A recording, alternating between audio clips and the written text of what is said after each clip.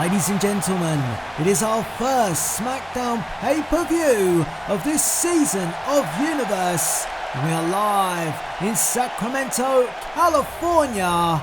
Welcome to Payback. Thank you for joining us, and we are starting things off with United States Championship action as the challenger, Axel Perfect, makes his way to the ring. And it was a couple of weeks ago where Perfect came oh so close to becoming the new United States champion. But in the end, the contest was ruled a double countout, and it is the only blemish on Perfect's perfect record. He still is undefeated to date, and Perfect tonight looks to go one better than picking up a draw, picking up a win, and capturing United States Championship gold. And let's not forget, this past week on SmackDown, it was Perfect who pinned the United States champion in that tag team contest, where Perfect teamed up with EC3, who will also be in action later on tonight, and of course Hardy teamed up with the Universal Champion Rey Mysterio. If Perfect pins the champion here this evening, he will walk away with US Championship gold. Of course, Rey Mysterio will defend the Universal Championship in our main event inside a 10-foot high steel cage. Suspension has been lifted, and an opportunity for Rey Mysterio to gain some payback against the Viper, Randy Orton. But that is to come later tonight. Just listen to the crowd here in Sacramento. A great reception for the United States champion, the charismatic enigma, Jeff Hardy. And Hardy knows this past Friday, Perfect had his number. But let's not forget all of the goings on that played out in that match on SmackDown. Of course, Randy Orton intervened. An RKO from Orton to Mysterio left Jeff Hardy all on his own, and he had to fend off not just Perfect, but also EC3. And the 2-on-1 advantage was simply too much, and it enabled Axel Perfect to pick up the victory. As the challenger looks on, they stare down. And Perfect must come into this contest feeling very confident. As I mentioned, for Jeff Hardy, just might be that slight hint of doubt in the back of his mind if he recalls that pin on SmackDown. But Hardy looking as focused as ever. And he takes a look at that championship. And hands it over to our official. Is that the last time that Hardy will have his hands on that United States Championship? Our first contest here at Payback. And we are all set to go. Perfect came close a couple of weeks ago. He gets another crack right here, right now at Payback, and it's Jeff Hardy who comes out the corner quick. And a pin, and Perfect kicks out. Jeff Hardy fully aware of the credentials of Axel Perfect. If you're not, he has a perfect record, just the one blemish, like I've mentioned, that draw, which was the double countout that he sustained after facing Hardy the first time round. As Perfect sends Hardy off the ropes, ducks underneath, leapfrog over the top, and fireman's carry from Jeff Hardy. Hardy inverting atomic drop. Oh! Well, that'll slow Perfect down. Head first into the corner goes Axel Perfect. And Perfect able to turn the tables on Hardy. And I want to thank each and every one of you for joining us. I hope you're all staying safe. And however you are watching, if you are watching through early access through Patreon, thank you for becoming a supporter. It is hugely appreciated. If you want early access, you can go and check out my Patreon right now. Patreon.com/Delzinski. If you're watching through YouTube, either via the live chat or on demand, much respect to you too. It is great to have your support. As Axel Perfect delivers a short arm clothesline, and that sends Hardy rolling to the ring apron, and Hardy on the back foot right now, but the champion with a strike, and now heads to the top rope. The Daredevil, Jeff Hardy, a crossbody, got it, referee a bit slow, and that hesitation from our official might just have given Perfect an opportunity to kick out. Oh, and Perfect, small package.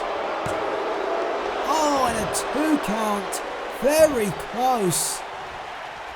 First Hardy with the crossbody, then Perfect with the small package, but neither man able to pick up the 3. As Perfect uses the ropes to his advantage and adds more impact to that backbreaker, driving the knee into the lower back of Hardy. Hardy gets out of the way, clothesline, puts down Perfect. Very even contest thus far. I'd say it's been 50-50 in our opener. As Jeff Hardy heads to the second rope, and a splash, he got it all. But options not to go for the pin, picks up Perfect. And drags Perfect to the corner. And now it's the challenger who's on the back foot. Hardy taking down Perfect. Oh, and a double boot right into the chest. And Hardy enjoyed that one. So did the fans here in Sacramento.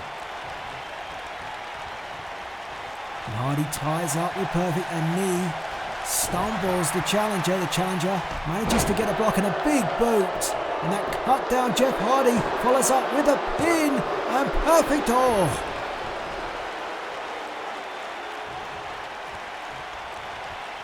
Perfect again. Very close. Boot to the midsection. And a neck breaker. Well schooled is Axel Perfect. Strong wrestling background.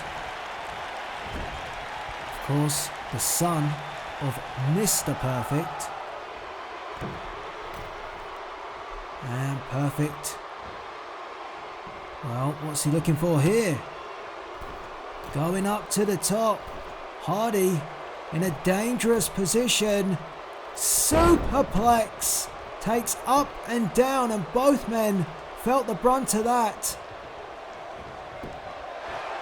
And Perfect took a moment, but then decided to go for the pin, and oh, Hardy kicks out at 2. And maybe the indecisiveness there of Axel Perfect cost him, and Hardy came forward, but Perfect caught him once again. Ran into an elbow, does Perfect, crossbody. 1, 2, oh! What a matchup we have here to start off Payback.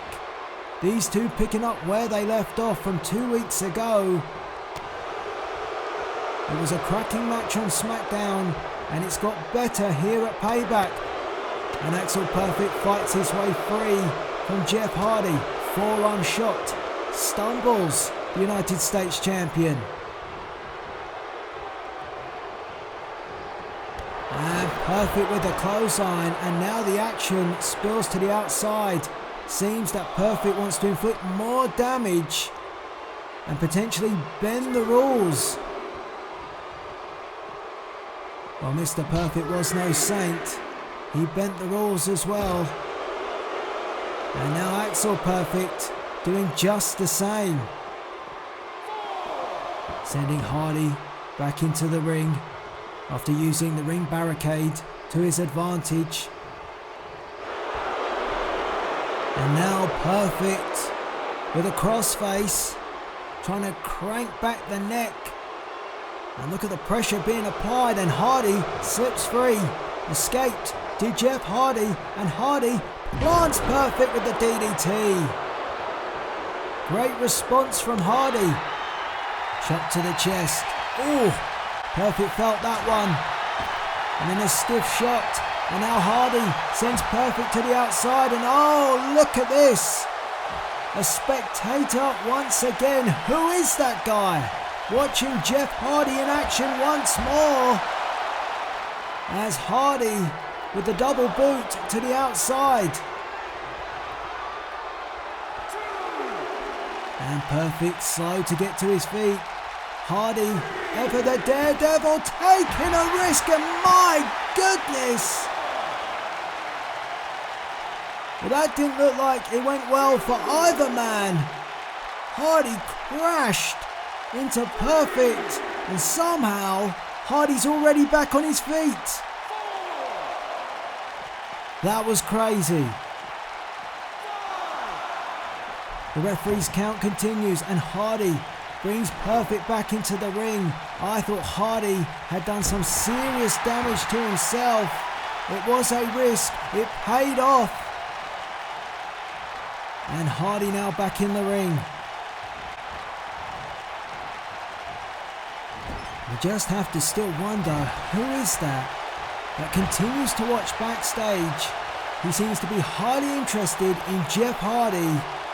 Every time Hardy's in action, that shadow has been watching. And Hardy perches Perfect on that top rope.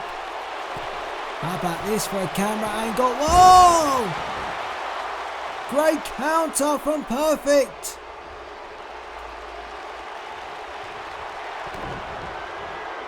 And Perfect now with the Axel Grinder. One of his signature moves. 1, 2.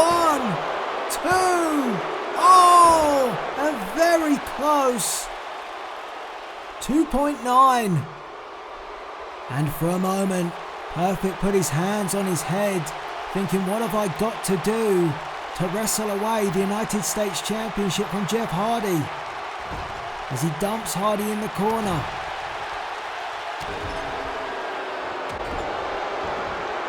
And Hardy falls down.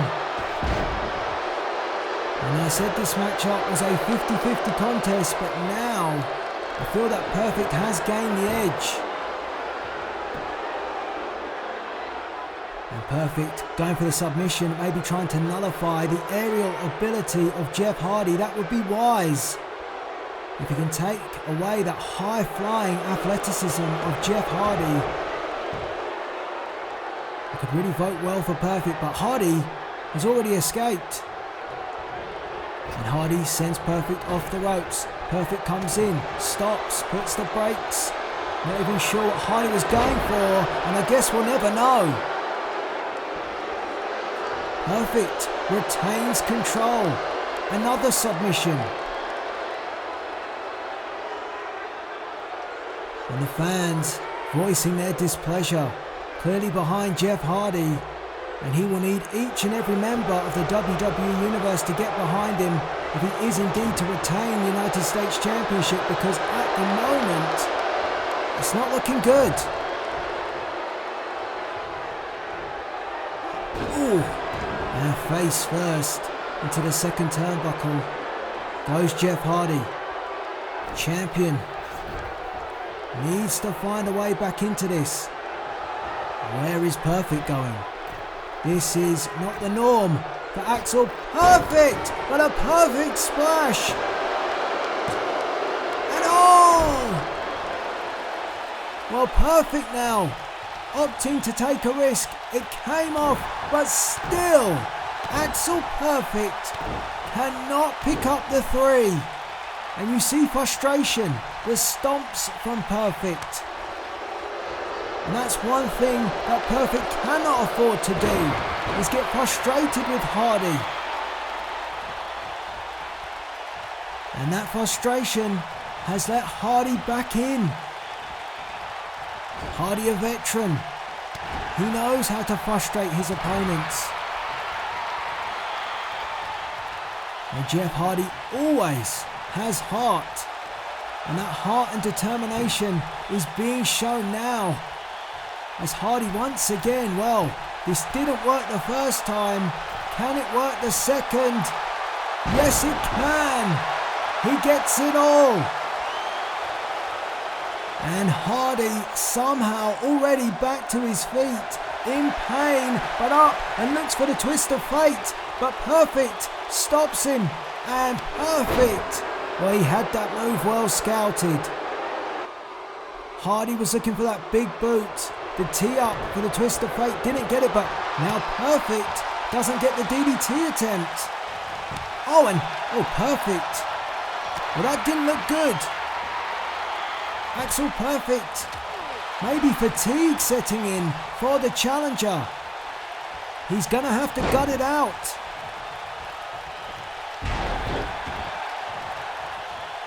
Or maybe now, this is where the champion gains the advantage. Hardy, a stiff knee, right to the jaw and chest. Hardy capitalizing on that error by Axel Perfect, but Perfect now maybe has got a second wind. He taunts, but mistake, twist of fate. 1, 2, on. Perfect just got the shoulder up. Well, Perfect seemed to get a second wind, but took too long. And that allowed Jeff Hardy to deliver the twist of fate, but Perfect kicked out. And now Axel Perfect snaps Jeff Hardy into the corner. The snap takedown. And that is usually a tee up for the Perfect Plex. Here we go. No. Hardy sidestepped the Perfect Plex. Whisper in the wind. Wow. Jeff Hardy evades the Perfect Plex, delivers the Whisper in the wind, and now a second twist of fate. Hardy goes for the pin. 1, 2, 3, and Jeff Hardy retains the United States Championship, and in doing so, he gives Axel Perfect his first loss. Here is how the matchup unfolded. Perfect with the Axel grinder. Boom, but it wasn't enough. Then this, the Perfect splash.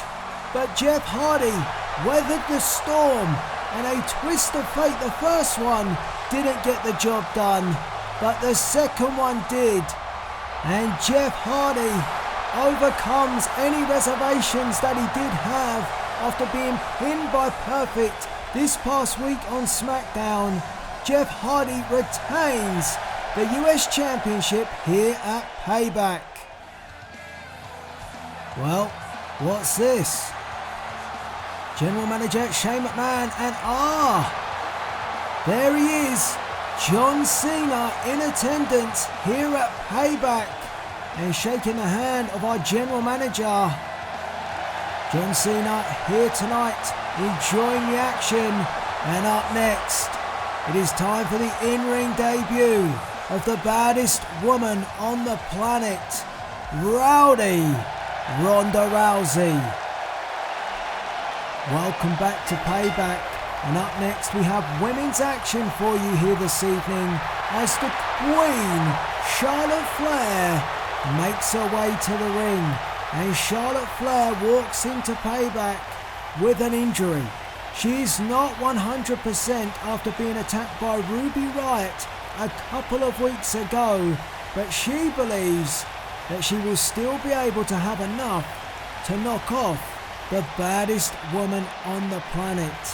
But I have to say, it is a dangerous game from Charlotte, where you see the cast, because if Rousey picks up on that, which surely she will, and she applies that cross arm bar that served her so well in her UFC days, well, it could be easy pickings for Rowdy Ronda Rousey. So Charlotte is going to have to bring her A game. She's going to have to be attentive. She's going to have to make sure she is aware, because if she's not, she might just be forced to tap out. And for Ronda Rousey, she handpicked Charlotte. Let's not forget that. Very timely choice, considering that Charlotte now has this injury but nevertheless, Rousey wanting to go in at the deep end. The number 1 draft pick here for SmackDown, almost pinched by General Manager Shane McMahon from under the nose of Eric Bischoff. Bischoff thought that Rousey was Raw bound, but it didn't happen. And Ronda Rousey represents SmackDown, and her in-ring debut is up next. If you are enjoying the action here tonight, I want to make sure you are subscribed to the channel with the notification bell turned on so you stay up to date with all episodes of this season of Universe Mode. And if you are enjoying Payback, please do hit that like button. As Rousey hits the ring, a good reception for Ronda Rousey and many questions on how her UFC background will stand up here in a WWE ring. The former UFC Women's Bantamweight Champion, a UFC Hall of Famer. Just to list off a few of the achievements of Ronda Rousey, and Charlotte Flair wisely rolls out. She has to come here with a game plan. And Charlotte just taking a moment to think things through. That is smart. She must take her time. We simply do not know how Rousey will stand up here tonight. Referee laying down the count, but Charlotte knows the rules. She, of course, the daughter of the dirtiest player in the game, Ric Flair. She knows how to bend the referee's count. She knows all the tricks of the trade, and she may just have to use them. Rousey immediately goes on the attack, and a shoulder takedown. That was stiff. And Rousey drags Charlotte to the corner and goes to work on the midsection and just launches Charlotte across the ring. And Charlotte rolls to the outside once again. Rousey making a statement early, but she wants to control the middle of the ring. Maybe wants to control the outside as well, because she comes after Charlotte, and a clothesline takedown. That was nice. Rousey tired of waiting, wanting to get on with things. She says she's been waiting weeks for this. She's been so excited since signing the contract with SmackDown, since agreeing this matchup. That's why she picked Charlotte. She wanted a challenge in her opening matchup. And of course, these two and their altercation at WrestleMania. Let's not forget, it was Rousey who got in the face of Charlotte. And when Charlotte went back into the ring, Charlotte was caught with a Kimura lock from Shayna Baszler, and Charlotte Flair lost the Women's Championship to Baszler due to the result of that altercation. So there's history between these two.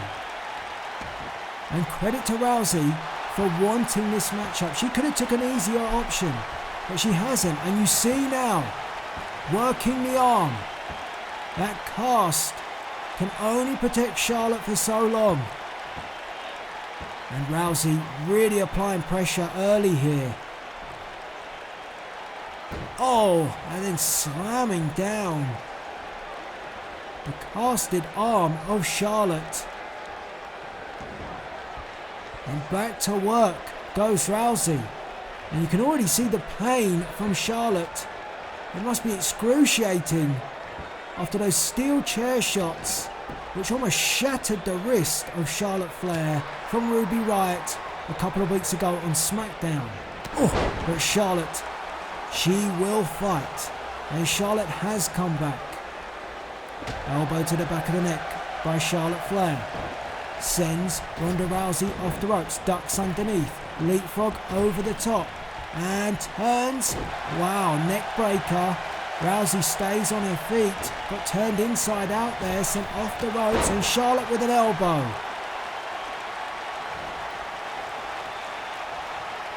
Charlotte could, of course, make Rousey look like a novice here this evening.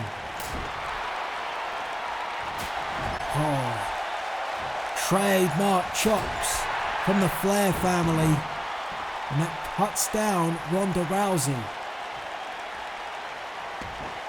It was Rousey that started off in a blaze. But Charlotte has gradually got back into this one, but thought Rousey was going to catch Charlotte, and Charlotte will need to be aware not to get caught too hard because she could get knocked out.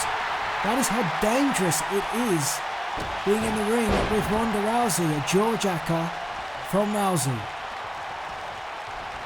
And keeping an eye all the time on any sort of wrestling background that Rousey has trained and picked up as well, to add to the arsenal.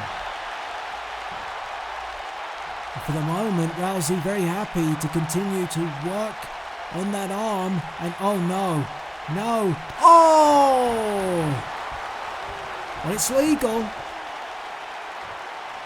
And Charlotte knew the factors of coming into this match, carrying that injury, and with the cast being on, making it very aware, stands out to Ronda Rousey as a focus point. And Rousey now using the ropes, our official warning Rousey, but Rousey showing she can play dirty as well. Oh, and Charlotte didn't like that. And Charlotte works the knee. And we must talk about the fact that Charlotte Flair is no slouch in the submission department either, the figure 8. How would Rousey respond if Charlotte can indeed apply the figure 4, deliver the bridge, and make it a figure 8? And it seems that Charlotte now, that's the game plan, to work the leg of Ronda Rousey, soften her up. Rousey having to adjust. Things are very different in the squared circle to the octagon. And Charlotte, well, Rousey in fact, breaks free. Nicely done from Ronda Rousey. Ducks underneath and takes up and drives down. 1, 2. Oh, Charlotte. Well, Charlotte hit the back of her head hard on the canvas. And that move was pulled off so quick by Rousey, almost blindsided the former women's champion. You've got to think that the women of the SmackDown locker room will be watching on, including the SmackDown Women's Champion, Shayna Baszler. Would it be too surprised if Eric Bischoff of Raw is watching, thinking about what could have been if he had indeed paid attention and not let Ronda Rousey slip away to General Manager Shane McMahon and SmackDown. A slam by Charlotte, and Charlotte heads up looking to take a risk. Perched on that top rope, Charlotte drives the knee and goes for a pin. 1. Just a 1. And Charlotte goes back to the head scissors. She applied these earlier and twists and turns Rousey, and Rousey once again has to look to try and find an escape. And that is the major difference from being here in WWE to UFC. Quick minute rounds in UFC, you get no respite here, no time to take a breather, and these matches can go up to 10 to 30 minutes. You just have to be fatigued and ready to gut it out. Axel Perfect found out that way earlier in our United States Championship match. His stamina proved not to hold up enough, and Jeff Hardy was able to score the victory. As Rousey sends Charlotte to the corner, and I will say that Rousey looks a little bit gassed here, puffing, blowing a bit. Could the occasion be getting the better of Ronda Rousey? Or went for the kick to the gut. Charlotte caught the boot, spins Ronda Rousey, takes up Rousey onto her shoulders, and face plants Rousey down into the mat. Quite possibly, Rousey could have over-prepared, so much so that she's burnt herself out. Rousey found a way out again and delivers a shot, and that stumbles. The former women's champion went for the kick, didn't get it, nor did Charlotte in fact, went for the drop kick, and in the end, it's Ronda Rousey with a clubbing shot that puts down Charlotte and now scoops her up, takes her to the corner. Great strength being shown in the debut of Ronda Rousey. And now Rousey putting the boots to Charlotte Flair. Rousey sends Charlotte to the corner, comes in, delivers the knee, down, drops Charlotte, and Charlotte trying her best to force that boot away. She blocked it for the most part, but a stomp got through from Rousey. Oh, and once again, Ronda Rousey back to the arm. Smart, and Charlotte is really feeling the pressure now. She can tell that Rousey is not going to let up and twists the arm behind the back, and Charlotte finds a counter. Charlotte, oh, blindsided. Ronda Rousey could have it here. Oh, she almost caught her out.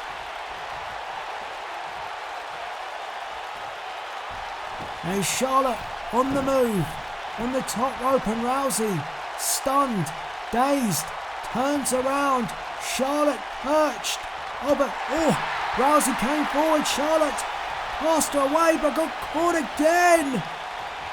Oh, a bomb! Wow, that was impressive. Rousey came forward. Charlotte stopped that, and then Charlotte flew off the top rope, possibly for a Hurricane Rana. She didn't get it. Rousey with a power bomb. Great reversal. But Charlotte still able to recapture control.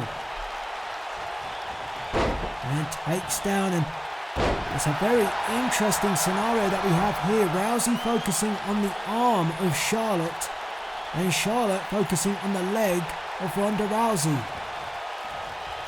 Rousey with that cross arm bar, one of her signature moves, in fact her main signature move, and Charlotte with the figure eight. It could come down to whoever can apply their finishing manoeuvre first, but Charlotte perched on top, superplex. Rousey hits hard, and Charlotte back to the head scissors. Perfect ring placement from Charlotte Flair, and trying to wear down Ronda Rousey, who I already mentioned looked like to me she was gassing earlier. Both ladies get to their feet, and it is Rousey with a counter elbow. Went for that kick, she went twice, she didn't get it. The chop goes for a third. She got her third time lucky for Rousey. Couldn't evade that third kick.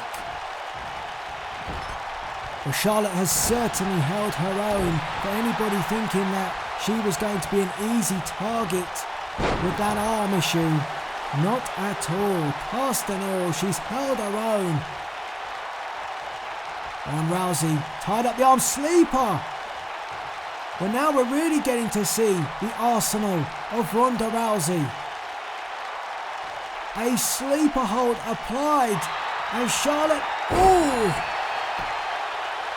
broke free. Rousey up, comes forward. And Charlotte walked into a shot, went for a gut shot there as well. Did Ronda Rousey, didn't get it. Instead, Charlotte able to snap off Ronda Rousey off the ropes. Leapfrog from Charlotte. Spear! Huge turning point in the match. 1, 2, a dramatic spear from Charlotte. Rousey didn't even see it coming. Rousey back up, and she gets rifled from Charlotte Flair. And Charlotte, well, very pleased, but wakey, Miss Flair. Rousey is up, and Ronda Rousey driving those knees into the chest and snap the arm. And our official showing some compassion here, wanting to check on the arm of Charlotte, or maybe Charlotte was playing possum, got out the way. Charlotte manipulated our official, manipulated Ronda Rousey. Got her! Natural selection. 1, 2, no! Rousey kicked out, but Ronda Rousey was desperately close to losing her first matchup. Charlotte poised, comes in, and a clothesline. And Rousey is on the retreat. I didn't think I'd be saying that, but she is. And Charlotte, a double axe handle. And maybe the cast just came into play. That double axe handle, that cast, maybe adding even more pressure as it came down on Ronda Rousey. And our officials starting the count as these two women go at it on the outside.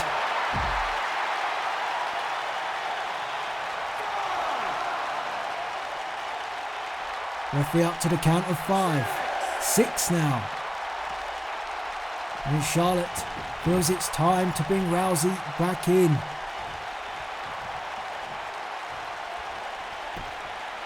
Charlotte Flair said this is her domain, not Ronda Rousey. This is not an octagon. And Charlotte wants to teach Rousey a lesson. Snap the neck, drop kick. Beautiful from Charlotte Flair. And Charlotte now back to work on the leg. And a knee for good measure.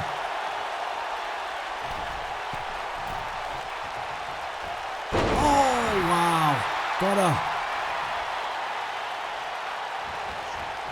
And any chance that Charlotte gets, she goes back to work to the leg of Ronda Rousey. And Rousey won't be moving so quick now. Well, Charlotte went there again. Rousey kicked the knee away, backs off, and Ronda Rousey, wait a minute. Oh, well, she calls that. The Rowdy Buster. 1, 2. Oh! I think Rousey thought she had it, but Charlotte that was seriously close. And Charlotte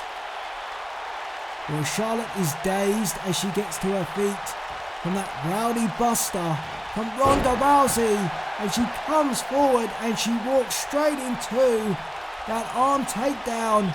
And Rousey, well, she is just applying the pressure now. Rousey is just relentless. Oh, but Charlotte counters Rousey. Oh, stops her again. How much more can the arm take? How much more can Charlotte take? Ronda Rousey throws her over and oh no, she's got her. Here she goes. She's got her. The cross armbar applied. Charlotte is fighting. She fights, but she can't. She cannot stop Ronda Rousey. And Rousey picks up her first win here in WWE tonight at Payback. It was a cracking contest, and we got our first look at the Rowdy Buster driving Charlotte down into the mat. And then this, the cross armbar. Rousey had applied the pressure constantly throughout the match, focusing on the arm of Charlotte Flair, and the cross armbar would be the submission that would force Charlotte Flair to tap out. Some might question how Rousey would have got on with 100% fit Charlotte, but nevertheless, Rousey has made a statement and she has beaten one of the very best in the women's division.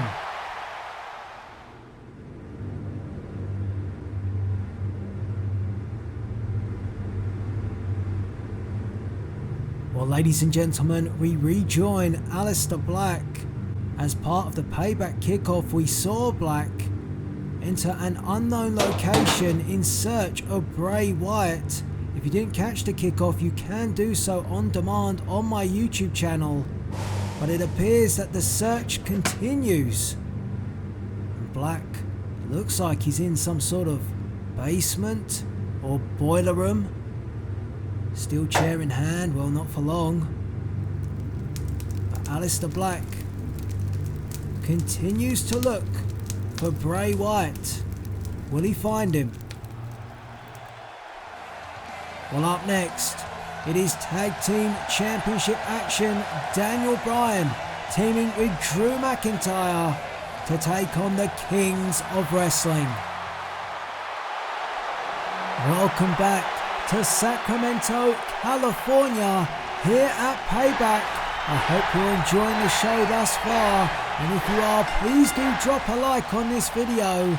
And up next, we have Tag Team Championship action as Daniel Bryan leads the Yes Movement to the ring, and Bryan has been locked in this constant rivalry with the Kings of Wrestling ever since his return at WrestleMania. So much so that Bryan decided to find himself a partner to bring a fight to the Kings here tonight. And that partner is Drew McIntyre. McIntyre initially didn't want a part of this at all.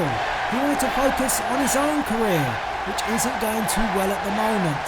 But Bryan made him an offer that he couldn't refuse, and that has led to where we are tonight, with Drew McIntyre being in the corner of Daniel Bryan, tagging up to take on the Kings. And it could be the chance that Drew McIntyre needs to turn his career around. Of course, McIntyre has been on this losing run since WrestleMania, since he lost the World Heavyweight Championship to Rey Mysterio. A chance for McIntyre to bounce back, that is for sure.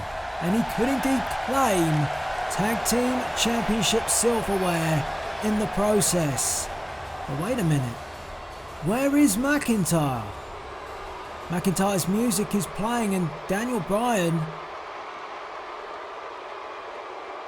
Hold on a minute. Wait a minute. Drew McIntyre? What's going on? Is Drew McIntyre... I'm getting word from the back that Drew McIntyre is not here. Drew McIntyre has simply no-showed. Oh no. Well, this means that the Kings of Wrestling once again have the advantage when stepping into the ring with Daniel Bryan. Daniel Bryan at WrestleMania had to go at it with the Kings nearly for the entire match alone, and quite possibly once again he's going to have to do so here at Payback. Why, Drew? Why? This was a chance for you to turn things around, and instead you choose not to show up? Unbelievable. A shocking turn of events here for the Tag Team Championship match. And well, I'm being told that Daniel Bryan is not just going to let this match go. He wants to wrestle, and he is going to take on the Kings of Wrestling for the Tag Team Championship on his own. That is a bold move.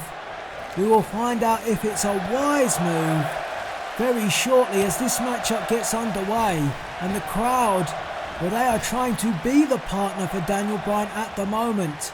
His tag team partner is the Yes Movement, it seems.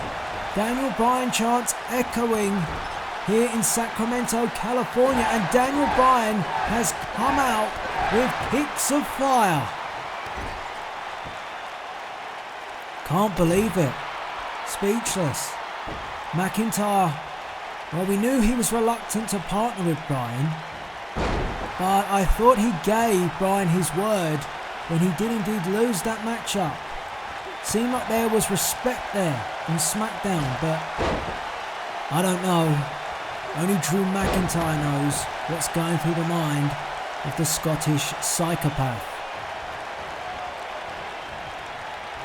Seems to have all fallen in place quite handily for the Kings as Cesaro goes to work on Daniel Bryan in the corner. European uppercut stumbles. Daniel Bryan turns around, grabs Bryan by the throat and spinning European uppercut, very Cesaro-like. And Bryan kicks out, but again, throughout this matchup, the Kings will have the advantage. This was something that Daniel Bryan was looking to avoid. He can't do so now. Pin, 1, just a 1 count, and the crowd getting on the back of the tag team champions. They don't like this at all. We wanted to see the contest that was put down here on paper tonight. We wanted to see an even contest to challenge the Kings of Wrestling. And for however good Daniel Bryan is, or anybody for that matter, if the numbers game are against you, 9 times out of 10, they usually catch up with you. And now Cassius Ohno tagged in, and this is the numbers game for the Kings. European uppercut, double team maneuver, and Daniel Bryan can do nothing about it. He has nobody in his corner to come and help him. Gut wrench suplex by Cassius Ohno. Bryan, maybe on instinct, gets back to his feet and comes forward with a kick. German suplex. I feel like Bryan is running off of adrenaline right now. European uppercut to a fresh Cassius Ohno, and a second. Forces back one half of the tag team champions. If you're just joining us, Drew McIntyre was supposed to be in this matchup. You can't see the corner, but McIntyre should be there, but he's not. Oh, and a shot to the gut by Cassius Ohno. That stopped Daniel Bryan. If I get any more info on McIntyre's whereabouts, I will be letting you know, but all we know is that McIntyre has no-showed here at Payback. McIntyre going through a tough time at the moment. We know that, we appreciate that, but this is not the way to go. To simply no-show when you had a great opportunity, and also, let's not forget, as you hear the yes chants from the fans, let's not forget, the Kings of Wrestling, they stuck the boot in to McIntyre, and McIntyre doesn't even seem to want to fight for himself. You can't just feel sorry for yourself. And it has left Daniel Bryan in a very tricky situation, and Daniel Bryan is simply trying to fight off the tag team champions. And Bryan is a fighter, that's for sure. Discus forearm to Cassius Ohno. Oh, and one for Cesaro as well. Ohno up, Ohno down with the running elbow. And a pin. 1, 2, and Cassius Ohno breaks the pin. And the advantage of having a tag team partner, he's always available to make the save. Daniel Bryan tried his best to nullify Cesaro, knocking him off the apron, but Cesaro got back in the nick of time to make the save. Bryan tried to tie up with Ohno. Ohno with the boot, breaks the hold and off. That was nice from the tag team champ. Oh, and a big boot to follow. And now a pin from one half of the Kings. And draws a 2 count from Daniel Bryan. And the crowd here in Sacramento, again, trying to off-put the tag team champions, but doesn't look like it's gonna help. Spiked him with the pile driver, did Cassius Ohno.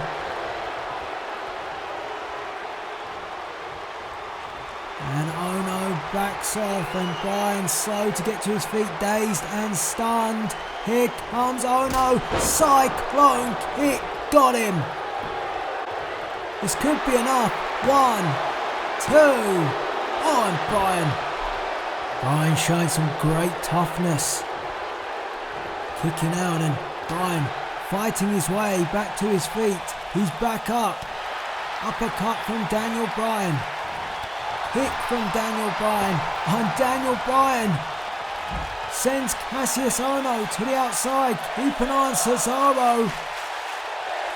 Bryan weighing things up. Here he comes. Oh!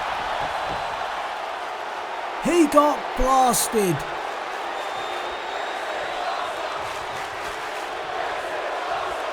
Cassius Ohno wiped out Daniel Bryan. Bryan was looking for that suicide dive. Got none of it. Now Cesaro in the bridge. 1, 2. And Daniel Bryan just gets the shoulder up. How much more can Daniel Bryan take of this? He's 2-on-1.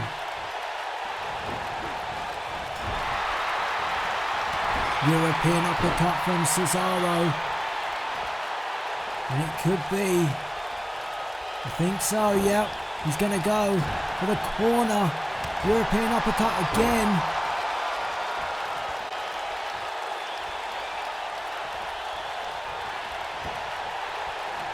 And Cesaro may be looking for a third. This will take the breath away of Daniel Bryan. 2 was enough. Oh! Daniel Bryan caught him on the way in.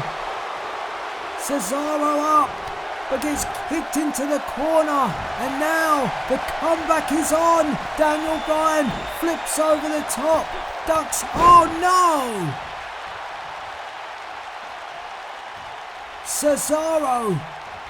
Cesaro knew what was coming. Whoa!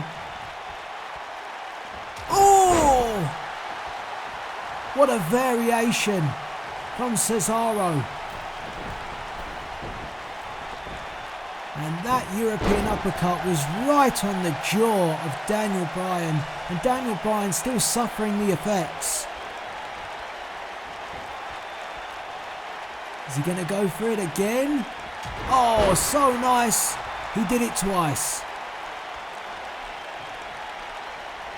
And Bryan is dazed. And, well, for the Kings of Wrestling, beginning to enjoy themselves now. They may have seen off all the offense that Daniel Bryan can offer. Bryan has fought well, but as I've mentioned time and time again, for Daniel Bryan, it's always the numbers game that can come back to haunt him. And Bryan trying to kick away the knee of Cesaro. In the end decides he's going to take Cesaro up. Perched on that top rope, Cesaro comes down. Oh!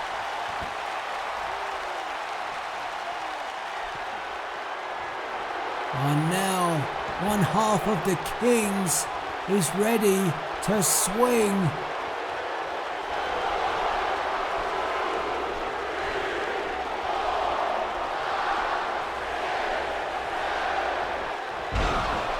Eight swings to Daniel Bryan, and now straight in to the sharpshooter. It is non-stop offense from the tag team champions. And Daniel Bryan is in a bad place. And Bryan being asked by our official. And Bryan has been in this sharpshooter a long time, but Bryan has found a way to find an escape from the sharpshooter. And I don't know how Bryan continues to fight on, but he does. A kick to the gut of Cesaro, a second. Bryan comes forward. Oh, yes, he gets him. The hip toss takedown. Came off second time, and now Bryan just driving the boots into the chest. Throwing whatever little he has left into this matchup. I feel like Bryan is running on empty. But Bryan wants the fans here in Sacramento to get behind him. Tope Suicida! Wow! And now what's Bryan doing as the official lays down the count for Cesaro?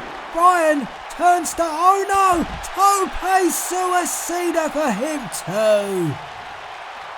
My oh my. Daniel Bryan, a drop kick. Cesaro stopped Daniel Bryan.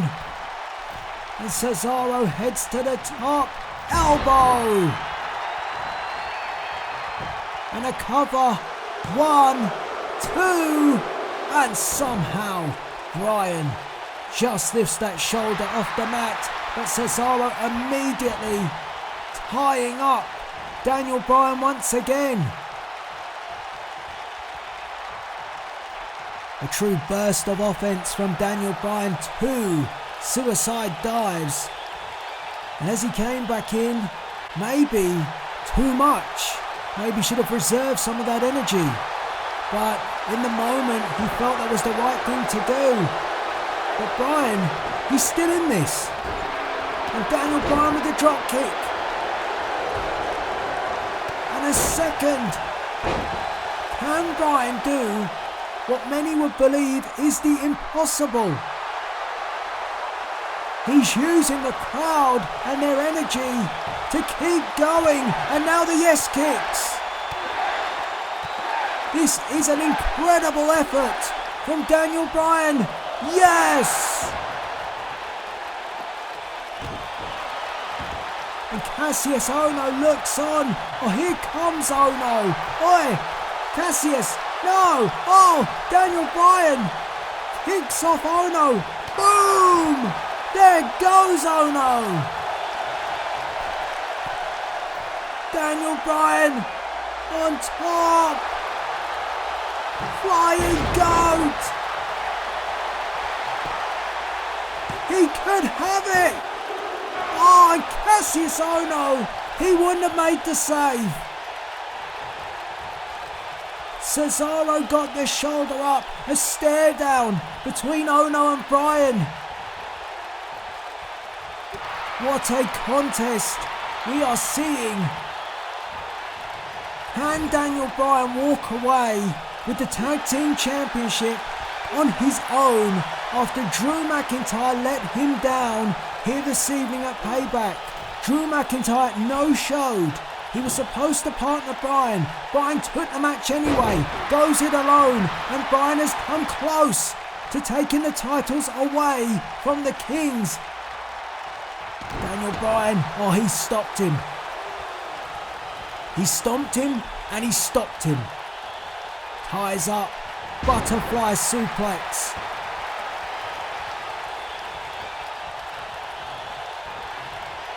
And he ties up again Cesaro. And Cesaro is being thrown around the ring by a technical expert in Daniel Bryan. And all Cassius Ohno can do now is watch. But Cesaro comes back. Very European uppercut. That's the response from the Tag Team Champions. It took a while, but Cesaro got his bearings together. He finally got to grips with Daniel Bryan, delivered that very European uppercut, and now you see the advantage once again. The knockout artist is in. Cassius Ohno, the tag was made. And Ohno, all his weight came down across Daniel Bryan. And Cassius Ohno stepping things up, going up a gear. And it just depends now if Daniel Bryan can go with him. It's going to be very difficult to do so. You see Cesaro, he is exhausted. Daniel Bryan did a number on him. Oh. But luckily enough for Cesaro, he has Cassius Ohno waiting in the wings to get in, and that's exactly what they've done. And now another tag, using that double team, the advantage. What are they looking for here? Oh!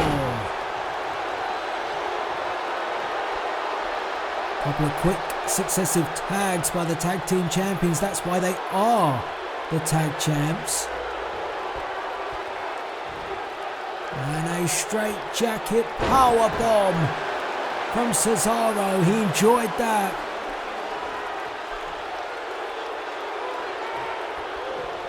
Daniel Bryan. He is struggling.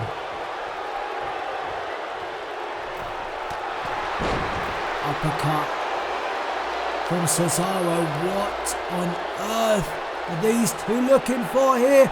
Oh! We've got extra height from being on the shoulders of Cesaro to drive that elbow, and Daniel Bryan down to a knee. Bryan can barely stand. Look at Bryan. He is in pain. He's aching. And Cassius Ohno, well, he's not going to stop. Oh no! And the double boots through the ropes.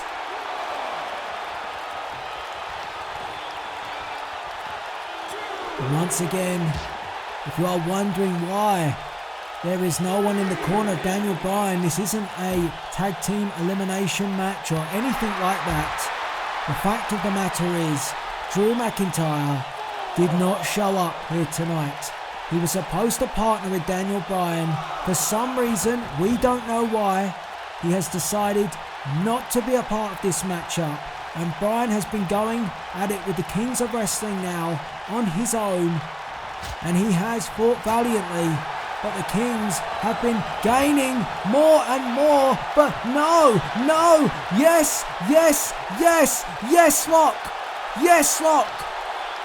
Where this came from, Daniel Bryan just cranks it in. What a turnaround from Bryan. Can he make Cassius Ohno tap out? Oh no.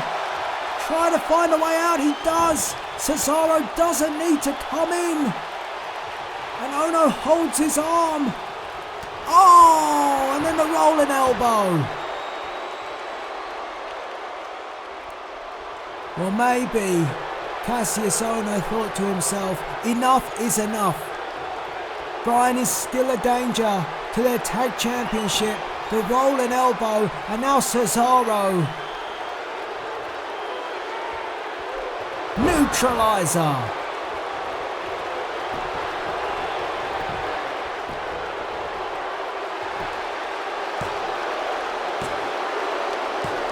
And this one is over.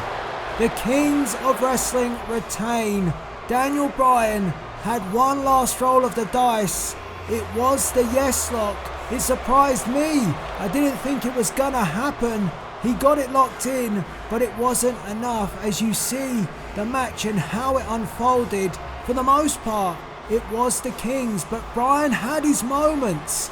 You see the flurry of yes kicks, the diving headbutt, the flying goat, and then a very European uppercut would bring Daniel Bryan back down to earth. And after the yes lock, I feel like the urgency from the Kings stepped up. The rolling elbow, boom, from Cassius Ohno. And then he made the tag to make sure that this time Bryan would not get up, and Cesaro with the neutralizer. And that would be all.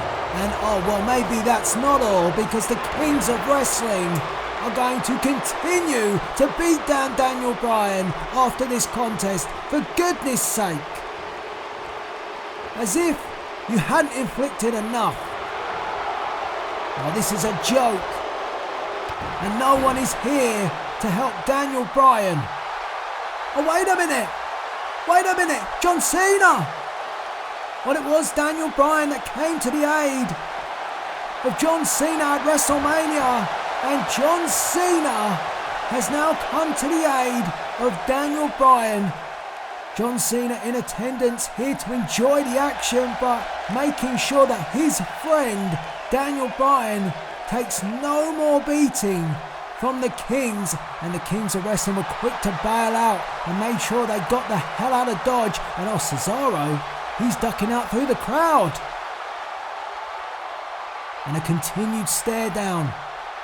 Now Cassius Ohno goes with him, the man that retired John Cena at Hell in a Cell many months ago, but Cena has seen off the Kings, thankfully for Daniel Bryan.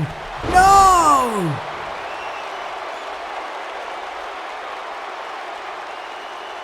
What? What did I just witness? Why?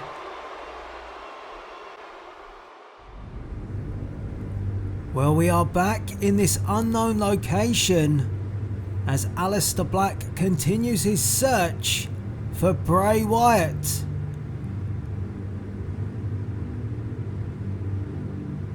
Oh, has he found him? Maybe not. This place beginning to play tricks on Black.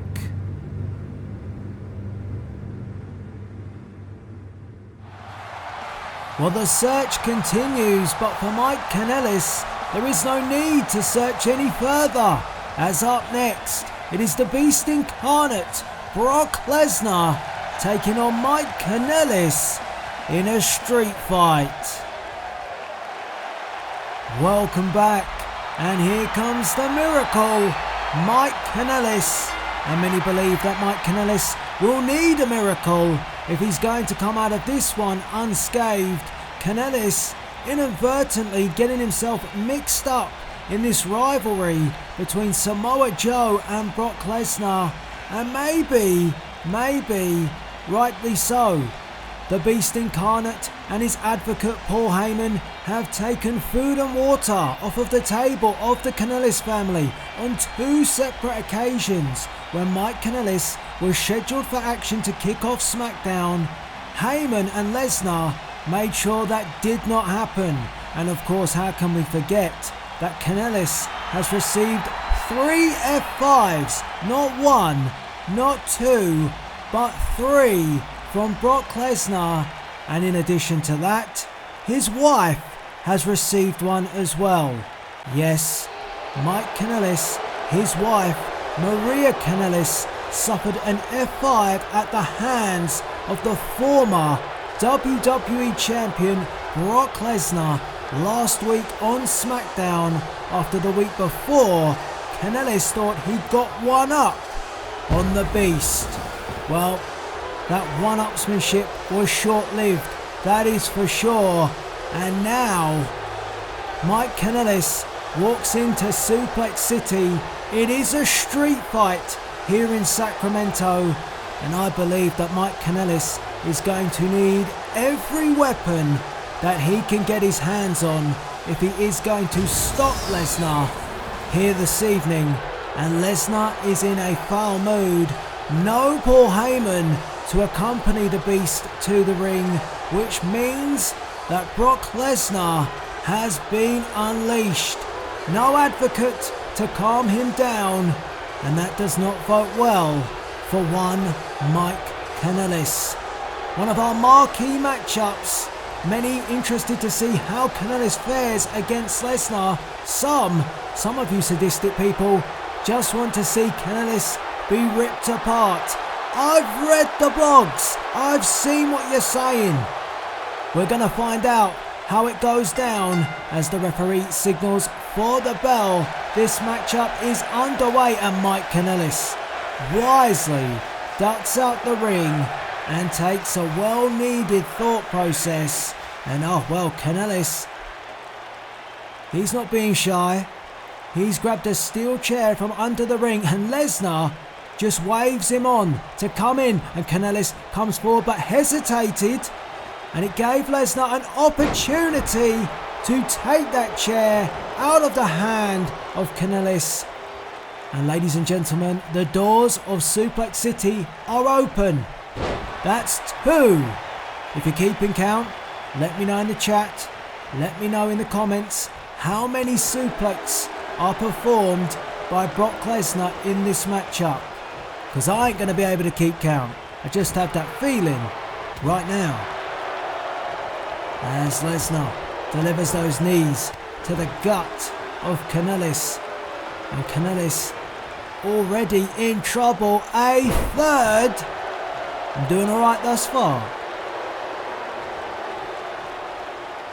And you see that Kanellis has that tape or plaster on his forehead. That was because he went in search of Lesnar after he found out or had to witness Maria Kanellis taking that F5. He went off in pursuit of Lesnar and he found him, and that was the result. Big shot by Lesnar and another German suplex.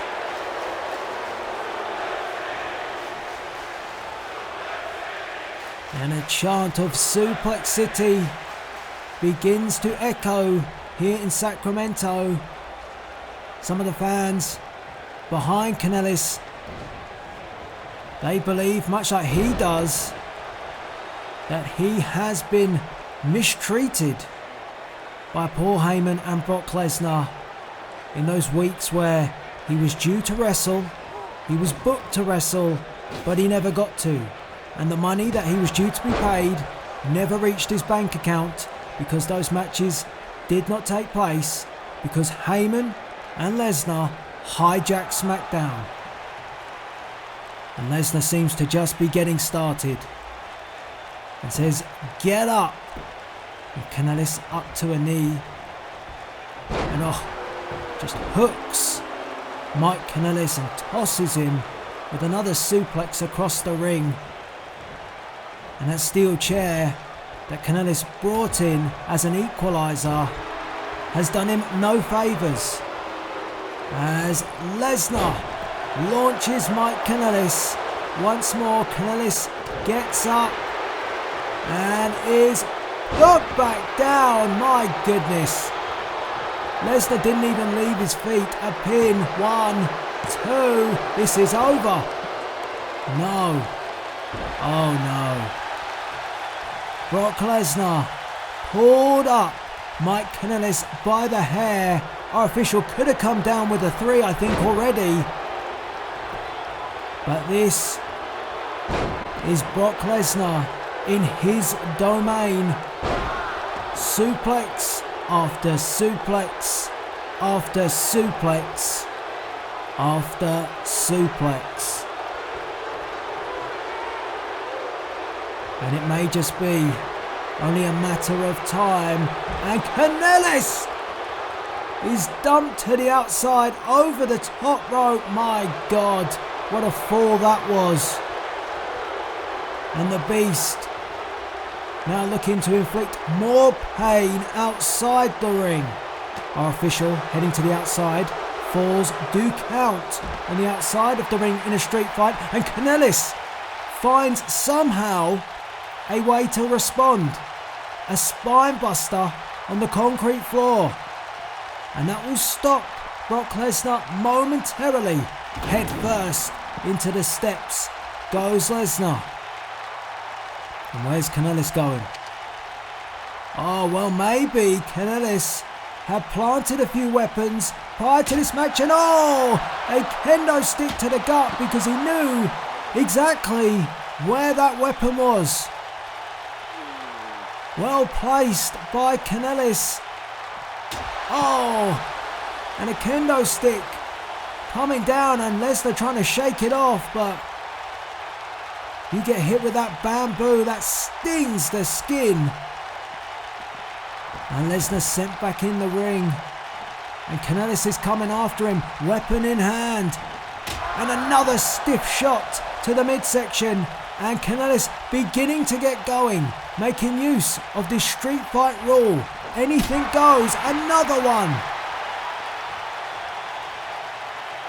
Lesnar down to a knee. Back up. Kanellis. Going to work. And it's been well documented in the past that Lesnar has had problems with the abdomen section. And that was a place that was worth targeting, but Lesnar pulls that kendo stick away and replies with a shot of his own. And then, Kanellis escapes out the back. Nice escape by Mike Kanellis. This is his opportunity. He needs to keep on Brock and Kanellis begins to unload, and the Beast is down in the corner. Some success being had. I would go back to work on the abdomen if he can, but instead, Kanellis chokes the life out of Lesnar. Some success being had. Goes for the kendo stick again. We've got a steel chair in there as well. Oh, and right between the eyes. One? No. Lesnar kicked out at 1. He's back up and Kanellis can't quite believe it himself. Trying to unload now. Stiff shots. Lesnar not leaving his feet, down to a knee, and caught Kanellis and drives him down back first into the mat. How on earth do you kick out at 1 after being blasted across the forehead, right on the skull with a kendo stick? I mean, only Lesnar. And Lesnar now with the shoulder tackles. It's almost like he doesn't need the weaponry. His fists are his weapons. His suplexes are his weapons. His brute strength is a weapon. And another German suplex, and I think Kanellis might have just broke that kendo stick by landing on top of it. Well, I said that Lesnar doesn't need weapons, but when he's got a weapon in his hand, it makes him even more dangerous, and he has a steel chair at the moment. Kanellis is up. Oh, thank goodness. Mike Kanellis able to wrestle away the steel chair from Brock Lesnar, and a drop kick, and it caught Lesnar. Lesnar caught off guard, and that drop kick puts the Beast down, but not for long. Lesnar, oh! Well, Brock was beginning to stir, and Kanellis was aware of it, keeping him down with that steel chair.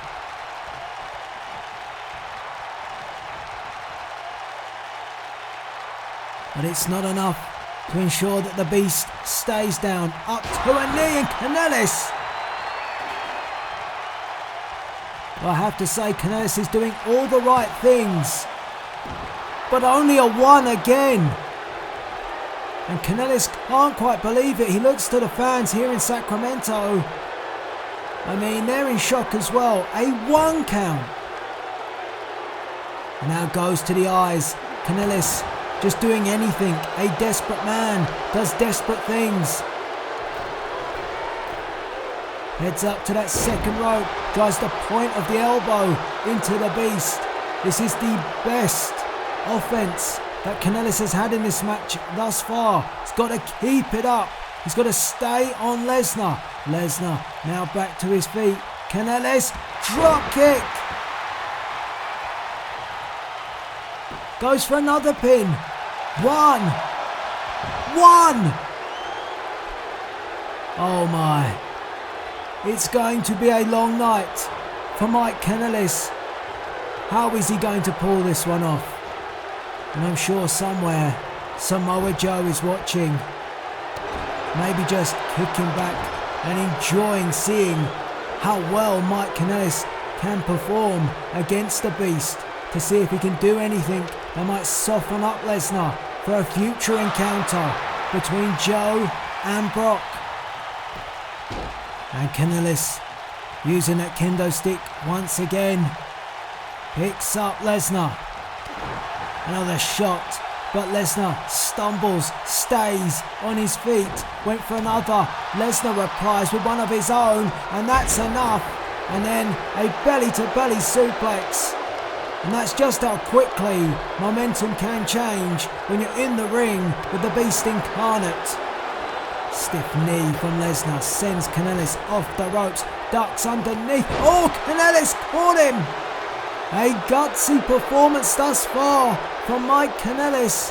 Kanellis, of course, maybe having flashbacks to what happened to his wife, receiving that F5 from Brock Lesnar. And what's Kanellis thinking now? Heads to the top rope. Lesnar slow to get to his feet. Here he comes, missile drop kick.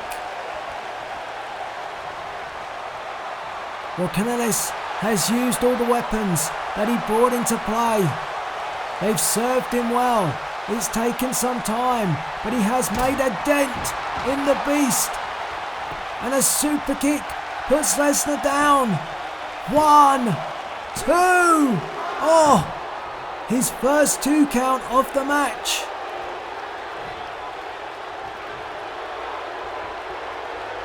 Oh, but Brock, the beast, climbs to his feet and a boot to the midsection by Lesnar. And Lesnar with an elbow, and that sends almost Kanellis all the way across the ring. That strike so stiff. And Kanellis having to duck and dodge and get out the way of the offense of Lesnar. Stinging shot by Lesnar. Oh my! It's a miracle! If this happens, can it be? No! The rolling cutter on the steel chair. It was performed to perfection, but it still does not give Mike Kanellis a victory. Lesnar is still in this match. And oh, Brock Lesnar turns the tables on Mike Kanellis, the beast. And another huge German suplex, and that stops the offense of Kanellis. And Lesnar says, time is up. Oh, Kanellis crawling. He came so close. He gave it his best shot. Oh, and now he takes the beast's best shot. Steel chair to the head. And now Lesnar picks up Kanellis. F5. Lesnar not playing around. And this is over. Kanellis gave it a go, but in the end, Brock Lesnar was simply too strong. There were times where the Beast was toying with Kanellis, and it gave Kanellis an opportunity. And Kanellis, he seized it. He delivered the rolling cutter, and he got him a late 2 count. But then the F5, Lesnar got tired of playing games and ended it emphatically. Fair play to Mike Kanellis. He gave it a good old go and lasted a lot longer than I and many others would have thought. But Brock Lesnar was too strong, and somewhere you've got to think Samoa Joe will be watching as he continues to bide his time with the Beast. Well, we are back with Aleister Black, and why is Black stopped? Oh,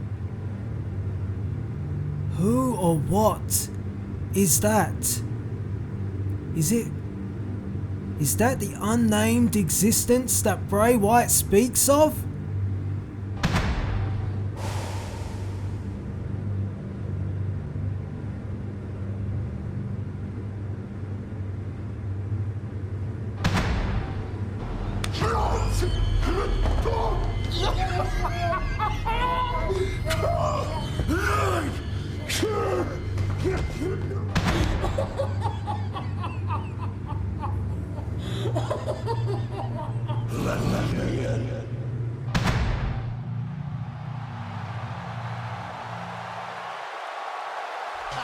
Wow.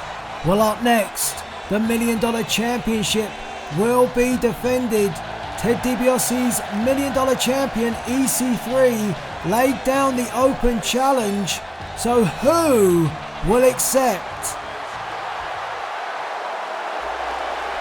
I'm still getting over what we've just witnessed with Aleister Black in that unknown location, that basement-like area, where clearly Aleister Black ran into that unknown existence which Bray Wyatt has spoke about. What on earth And how will Aleister Black respond or recover from what he just went through? We'll have to find out in the coming weeks on SmackDown, but right now here at Payback, the $1 Million Championship is up for grabs.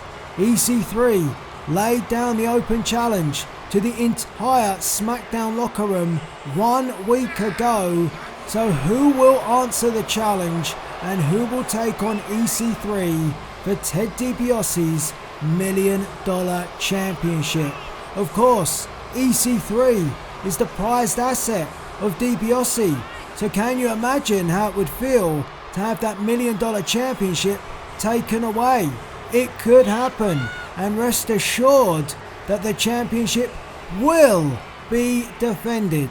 No funny business here tonight. Shane McMahon has looked over the contract. It is concrete. The championship will be defended. There will be no loopholes. It's on like Donkey Kong. And we are about to see just how good EC3 can be if he wants to defend his championship successfully. So who will answer the challenge? Who will challenge for the $1 Million Championship? It's next. Let me know in the chat and in the comments who you think it's gonna be.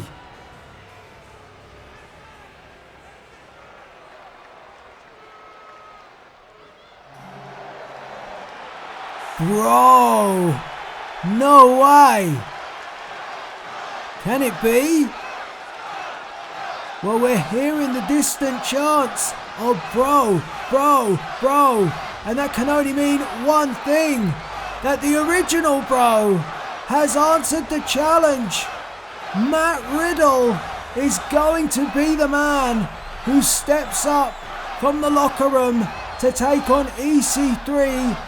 And I don't think DiBiase or 3 expected this one. Matt Riddle, he likes to party. He is the original bro, but he can kick your head off. And it's well documented the background of Matt Riddle. He is an ex-UFC fighter and now applies his trade here in WWE. And he has answered the challenge. So it will be the original bro, Matt Riddle, taking on EC3 for the $1 Million Championship. What a surprise this one is. And Ted DiBiase looks in a state of shock as EC3 hands over that beautiful $1 Million belt. There it is, diamond studded. See the sparkle. And Matt Riddle, well, what a way to make your debut on SmackDown by beating EC3 and a knee straight away out the corner. Covers him. 1, 2, oh!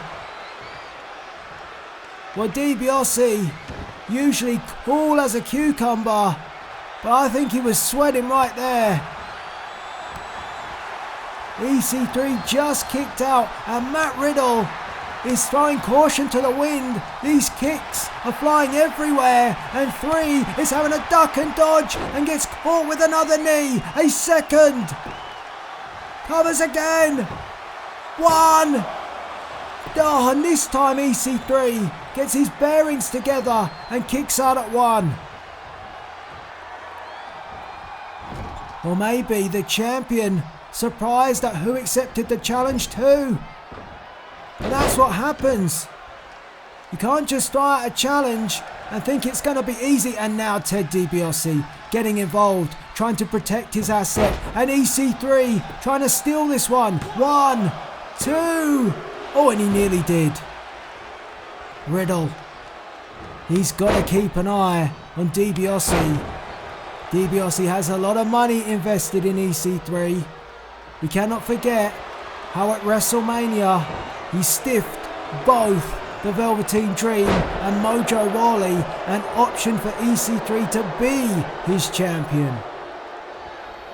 All that money could go down the drain if Matt Riddle spoils the party and takes the $1 Million Championship away from DiBiase and 3.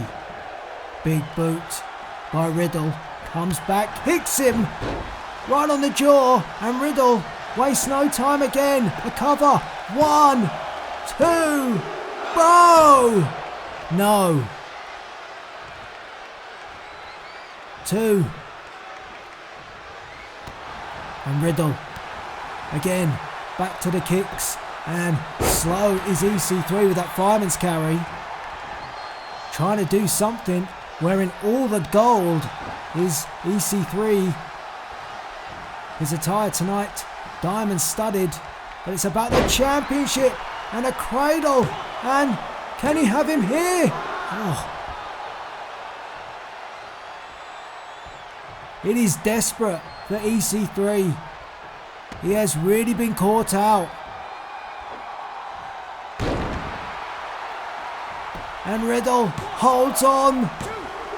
And EC3 just about, and Riddle trying and maybe getting a bit disheartened that he hasn't managed to put EC3 away just yet. And EC3 comes out the corner after frustrating Matt Riddle.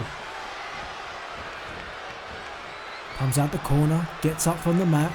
I don't know, exciting contest that we're having right now.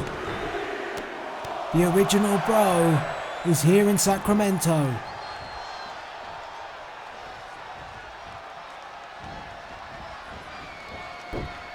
And a snap suplex by EC3, who's just started to get going now.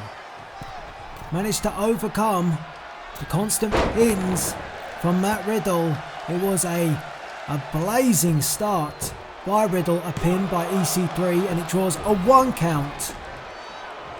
And DiBiase watching on, already poked his nose in this matchup. Helped EC3 somewhat. I'm sure if he gets a chance he'll do it again. And the crowd now getting on the case of EC3, and Riddle swipes the leg away from EC3. I'd be interested to see who you thought was going to accept the challenge. Did you get it right with Matt Riddle? And EC3 with an enziguri. That was nice. And even EC3 appreciating his own work. And driving the knee into the back of the neck, and now taunting the fans here in Sacramento and those that doubt him. This was a bold move, and head first into the mat. Driven down goes Matt Riddle, and EC3 nearly retains his championship. DiBiase might be feeling a little bit better now. Knife edge chops by the champion, and a reply, a boot from Riddle, and Riddle kicks the leg away of EC3, and now, repeated kicks, and Riddle wants the champion up and drags EC3 to the middle of the ring. And the gut wrench suplex, and holds on, keeps the grip, showing great strength is Matt Riddle, and this time with the release.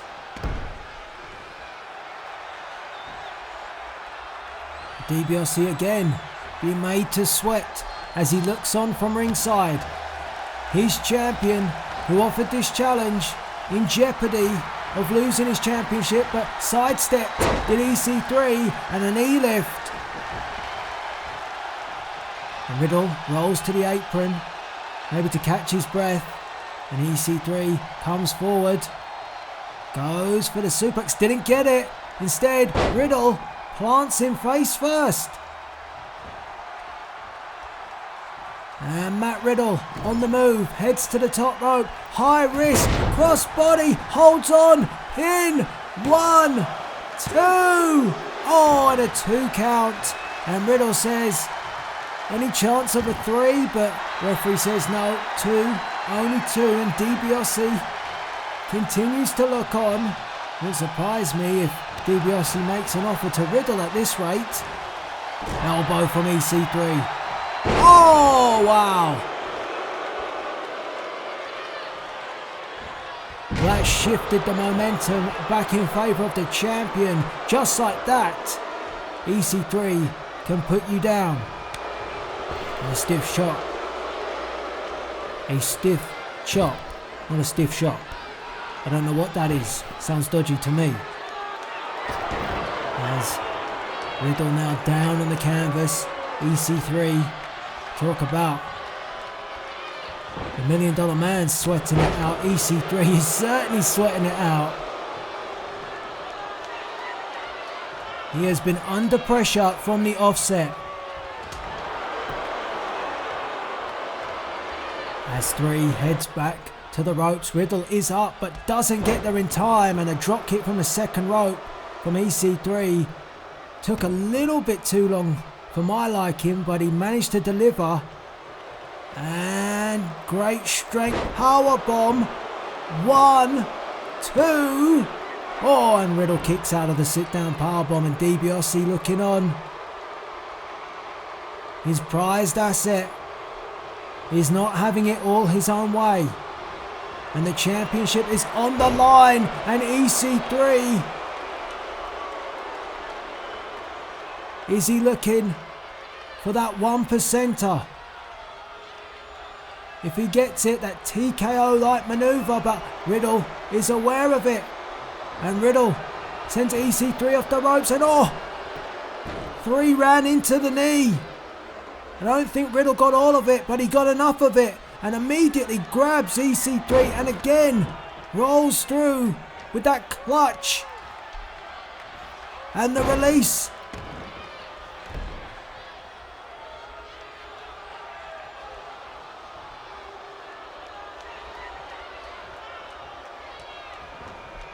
And the original bro sending EC3 to the corner comes in, forearm shot. EC3 drops down to the corner, and EC3 bounced up, and a chop and a second. Awkward moment there. Riddle thought he had EC3 right where he wanted him, but 3 bounced up. And now EC3 looking for some major impact offense, using the top turnbuckle, heading up. What's he going for? A Samoan drop? Yes! Gets it! DiBiase like that.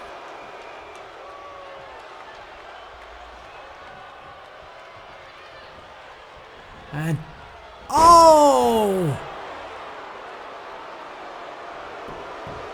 well, he was hesitant on the pin. He should have gone for it straight away, and if he had, he might have won it. Snap down face first into the mat, Matt Riddle, but then going for the pin, just maybe catching his breath, and in doing so, it allowed Riddle the time to kick out. It wasn't much, but it was enough, and Riddle is still in this contest, much to the dismay of DiBiase, who watches on. And these two now are just beginning to exchange in the middle of the ring. Riddle sends him off the ropes, slips round the back, German suplex. And EC3 rolls to the ring apron. Maybe looking for a way out, but there isn't one, because Riddle keeps on the champion. Here comes Riddle. And now the challenger wants the champion up, calling him up to his feet. Are we on the verge of a new $1 Million champion? Spinning tombstone piledriver, one of Riddle's signature moves. Here we go. EC3 gets the shoulder up at the very last second. Riddle was close. How much does EC3 have in the tank after that? Well, Riddle looking to put him on empty, puts him up on that top rope. And Riddle heading up with him, using the second turnbuckle for leverage. Up goes EC3. But EC3 found a way out. Oh, and Riddle, face first, into that turnbuckle. DiBiase feeling a sigh of relief. And the $1 Million Dream. The Dream applied. The move that DiBiase handed down to EC3. And Riddle could be on the verge of tapping out. No, found an escape. I don't know how, but he did. Riddle, Bro Derek. 1, 2, 3. Bro, we have a new $1 Million champion, and it is Matt Riddle. The original Bro has done it, and the open challenge of EC3 has backfired on him and DiBiase. Here you see the closing moments of the match, and it was this move right here. He calls it the Bro Derek. And bro, what a debut for Matt Riddle. He comes here to Payback, accepts the open challenge, and he walks away the new $1 Million champion. Well, ladies and gentlemen, thank you for joining us here tonight at Payback. And if you'd like early access to pay-per-views such as Payback, you can do so now by becoming an official patron supporter of the channel. Head over to patreon.com/Delzinski for more details right now. We'd love for you to join us. Well, we are just a few short moments away from the Universal Championship match between Rey Mysterio and Randy Orton. But oh my!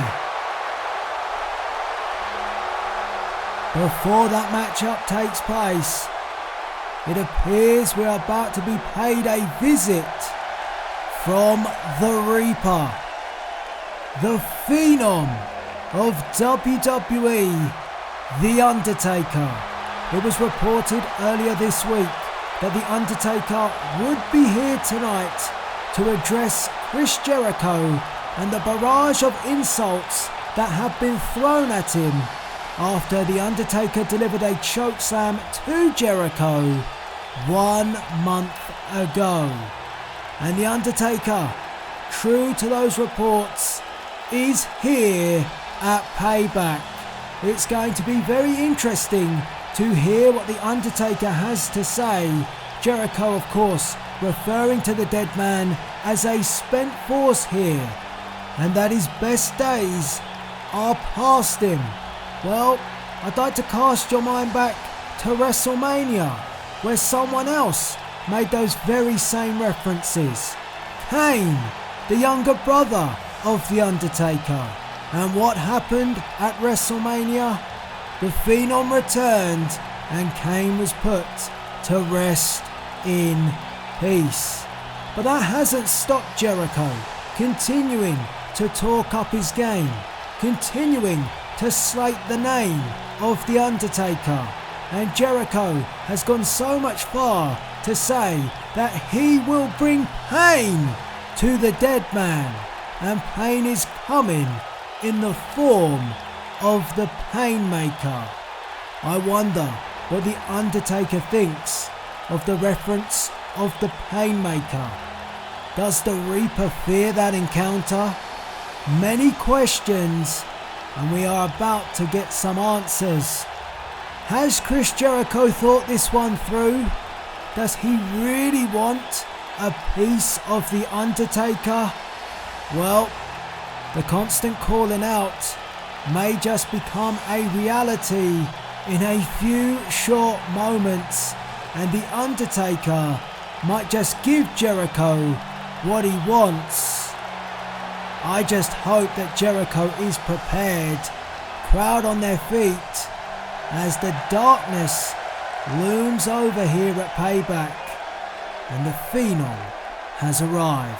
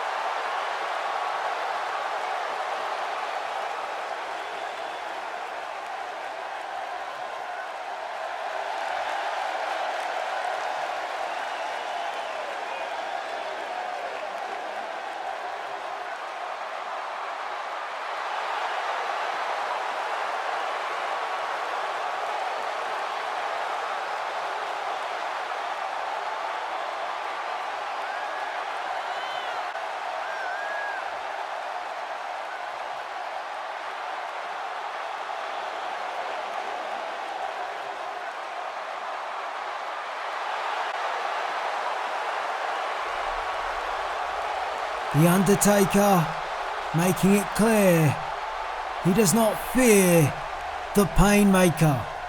Oh, the lights are out. Oh, wait a minute. It's Jericho. Oh! The Judas effect. And that's the Painmaker. The Painmaker, Chris Jericho, and the Undertaker is sat up. And oh my. And just like that, the Painmaker is gone. Oh, what an encounter. But ladies and gentlemen, it is now time for your main event.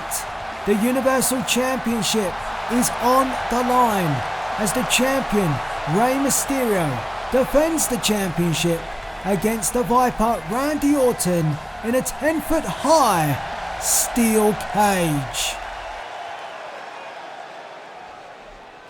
Suspension lifted and the Viper is cleared to wrestle. And he made a cameo this past week on SmackDown, which seemed to be paid for by Ted DiBiase, delivering an RKO to the Universal Champion Rey Mysterio, which has only poured more fuel on this fire and made this rivalry intensify just that bit more. Randy Orton has been on a rampage. That is why the suspension took place. It started with the gauntlet match. He wasn't involved, but it didn't stop him punting Kurt Angle in the head. Kurt Angle has been on the sidelines ever since, and all Rey Mysterio could do was watch from the corner as Kurt Angle received medical attention after that attack took place.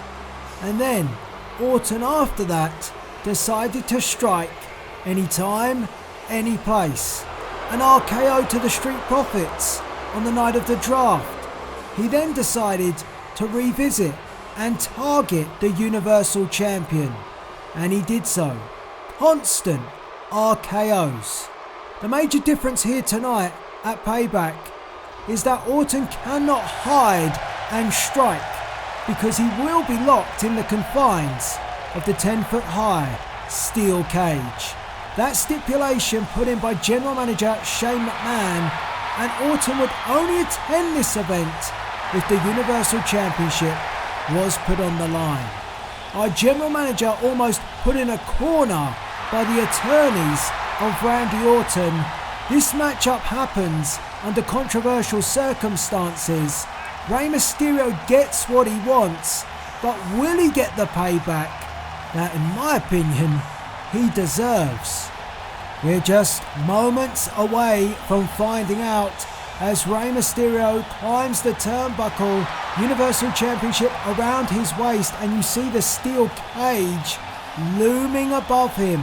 That cage is set to come down, and these two superstars will be secured inside, and the only way for you to win this matchup is to either escape the cage by climbing up over the top and touching down on the outside floor, or by going through and escaping through the cage door. There are no pinfalls, no submissions. You just have to escape. The cage is coming down, and these two are now locked in, and the bell gets us underway. Universal Championship on the line, and surprisingly, a few Randy Orton fans. Orton comes forward with the clothesline. Mysterio ducks underneath, elbow to the back of the head to the challenger, and a chop. Went for a second. Orton puts the brakes on, comes in for another clothesline, misses once again. Mysterio bringing his A game. Ducks underneath. Leapfrog over the top. Mysterio. Oh, Orton with a headbutt. That stops Mysterio's speed momentarily. Went for an elbow, but Mysterio sidestepped him, and now the boo's kicking in for the challenger. Knife edge chop from Rey Mysterio, replied from Randy Orton. Orton goes for the clothesline, a third miss. Orton having no luck thus far. And Randy Orton now in the corner, and Rey Mysterio beginning to unload.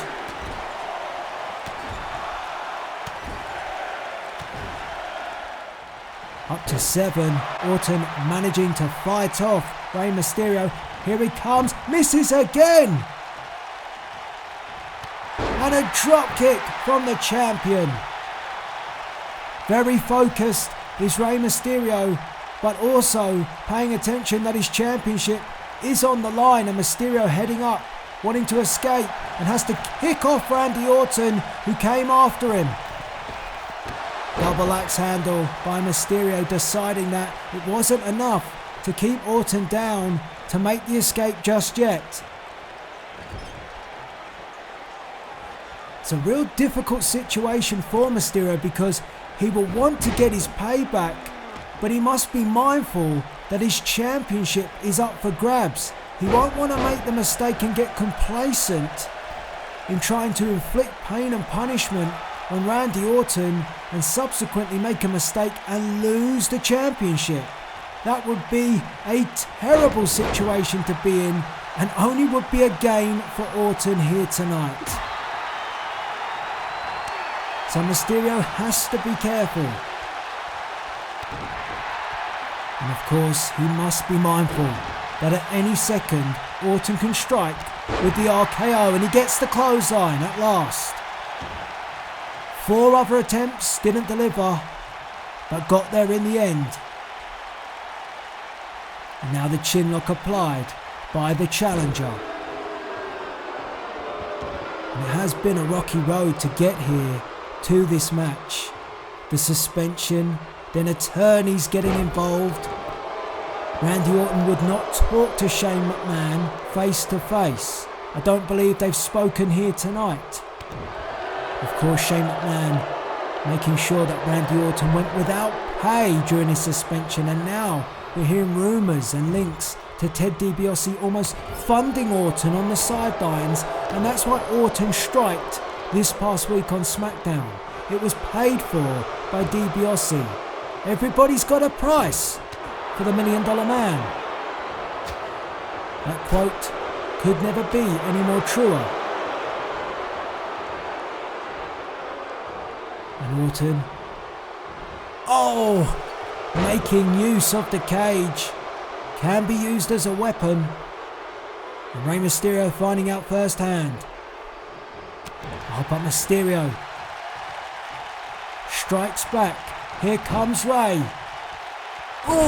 Face plants Randy Orton. And you see our official on the outside. If a superstar heads towards the door and signals that they want to leave, our official will unlock the door and they will have an opportunity to get out. You can either go through the door or go up over the top of the cage, climb down and touch down on the concrete floor. There are your 2 options. No pins, no submissions. And we've already seen a championship change hands tonight. The $1 Million Championship. A surprise one. The Bro, the original Bro, accepted the open challenge. And he took the championship away from EC3. But we've also seen titles be retained. And you can of course catch the entire show here at Payback on demand on my YouTube channel if you have missed it by the live YouTube premiere. Orton picking up Mysterio. And a stiff shot right between the eyes. No one yet has ventured towards the door. Mysterio tried to climb his way out. Didn't get very far. Orton got on his case quite quickly.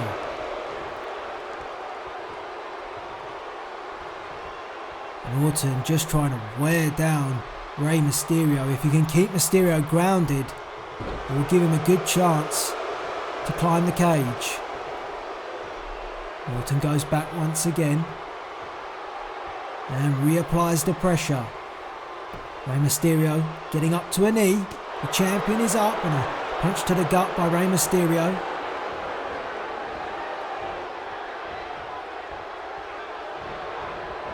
And Rey Mysterio now using the cage. And there is no give from this steel structure. And Rey Mysterio once again remembering his championship's on the line and decides to climb the cage. Here we go. Mysterio trying to get his footing in place, and Randy Orton quickly comes after him. Orton not wanting Mysterio to get away too quickly. Mysterio's as quick as a cat. And look at Orton slamming the knees of Mysterio and then pulls him away. Well, the weight advantage goes to Orton, and he just pulled the weight away of Rey Mysterio, and Mysterio crashed down into the canvas. That was a drop and a half. And again, Orton uses the cage back first into it. And as good as it was from Shane McMahon to think about this stipulation that Orton could not hide and strike, well, he can inflict punishment right in front of your face as well. And he's proving that right now. European uppercut by Randy Orton, boot to the midsection. Crowd getting on the case of the challenger. He could care less though, but it is beginning to make Rey Mysterio come back and get back into this match. Mysterio, Hurricane Rana, and a beauty. Oh, and a cannonball. Cannonball senton. Double foot stomp. Nice combination by Mysterio. It's been a pretty even contest, but I'd say so far Orton has made the most of the cage. Oh, went for a drop kick, did Orton, didn't get it. Mysterio got one though. And Mysterio trying to clear the cobwebs. Goes up, and another Hurricane Rana. I think Orton tried to hold on but had no chance. And Mysterio has tried to climb the cage.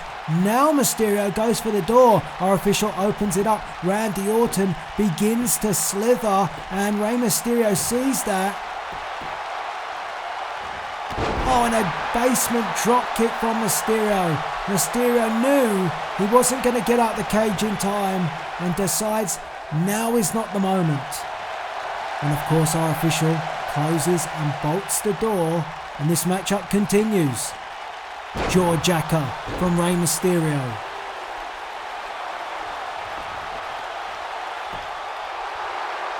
What a great shot that is of the steel cage. Orton using the corner to climb to his feet. He's up now, comes forward, went for the chop. Orton replies, slap to the face of Rey Mysterio and an uppercut, and sends Rey Mysterio off the ropes. Power slam, vintage Randy Orton. When Orton's stomping around, he seems to have no intention just yet to climb the cage. Oh, Orton. Hangman's DDT.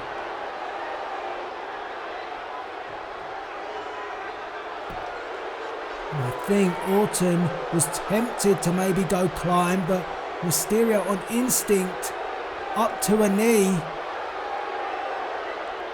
Orton waits. Oh, went for the RKO. Didn't get it. Rey Mysterio.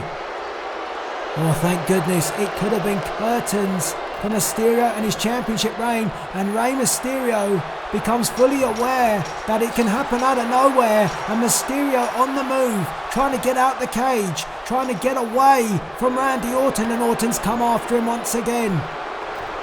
Going for the leg. Goes for the back. Randy Orton, how about this for a camera angle? Oh!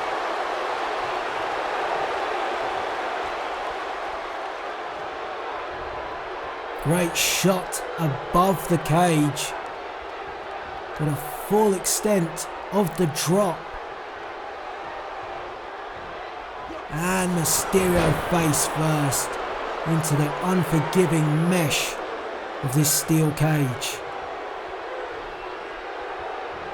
Mysterio has tried to get out. Orton has not let him, and Orton, well, payback for Mysterio, not going so well now.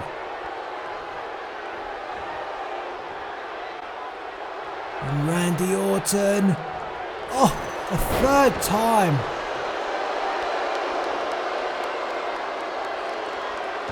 And Mysterio is hurt.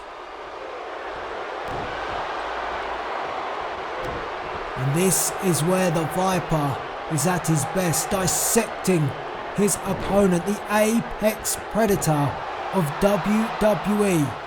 That's not a nickname. It's everything that Orton embodies, and Randy Orton now has begun to climb. Can Orton climb to the top of the cage and become the new Universal Champion by dropping down to the concrete floor? Rey Mysterio now coming after him, and these two now, it's a race to get to the top.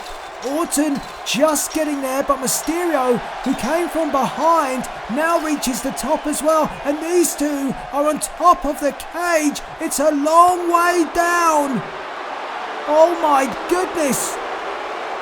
Orton and Mysterio just gutting it out on top of the cage.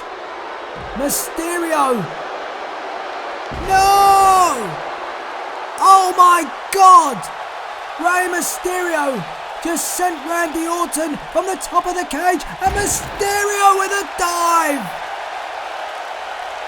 A diving splash from the top of the cage. Mysterio had the chance to escape, but instead the payback temptation was too much. Well, he's got his payback now. Now he just needs to retain his Universal Championship. Here he goes. Oh, but Orton is up. Orton. RKO! Good Lord. And Randy Orton. No. Orton looking for the punt. Oh, he missed it. Orton missed it. Rey KO! A cutter from Rey Mysterio. Almost like a variation of the RKO by Rey Mysterio. Where did that come from? Out of nowhere. And now, Mysterio, what's he doing? Rey Mysterio has tied up Randy Orton in a tree of woe in the corner.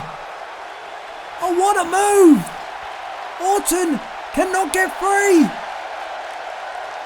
After the Rey KO, Orton trying to get his bearings together, but he's got no chance. And Mysterio steps out to leave. Orton needs to get free. He can't. And Rey Mysterio retains the Universal Championship. And Orton still cannot get free of the Tree of Woe, but it's too late even when he does. And this is how the matchup played out. Mysterio tried and tried again to escape, and then this from the top of the cage.